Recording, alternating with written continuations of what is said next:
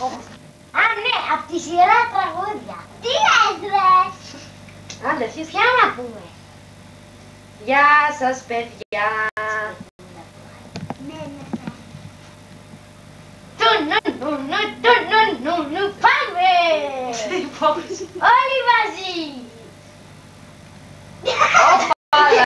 Άρχισε! Οπαλά. Κι οπαλάκια. Άντε, άρχισε, ρε! Εσύ πρώτα! Εσύ, Στάθη. Και οπαλάκια,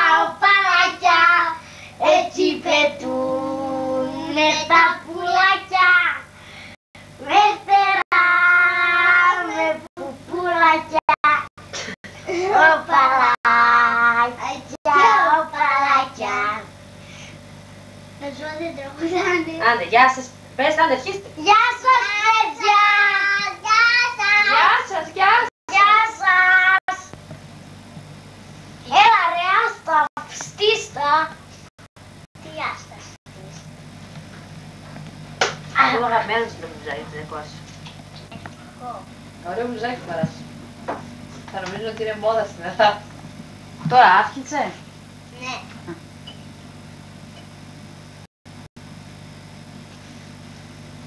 Δεν το κακοποιεί. Τι είπες? Τι?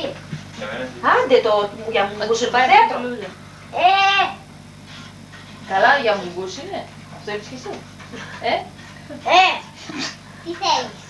Τι θέλω?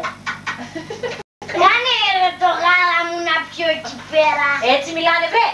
Αστήλα. Αφού δεν καταλαβαίνει. Κάνε ρε. Λίγο Ανατολή στην Ασφύγη. Γυναικούλα, αγάπη με έκανες το γάλα. Το ήπια. Το έκανε ωραίο το γάλα. Μας παίρνουν τζακά. Έλα ρε τζακά, δεν Πού είναι τα κουτάλια ρε?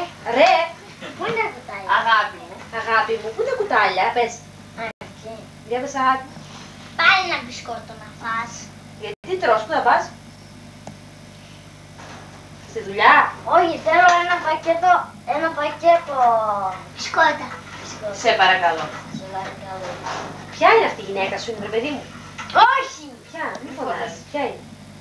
Να καταλάβω ποια είναι. Ποια είσαι εδώ τώρα, η γυναίκα του. Η αδερφή του, η γυναίκα του. Πες, αγάπη μου, με έκανε, δώσε ένα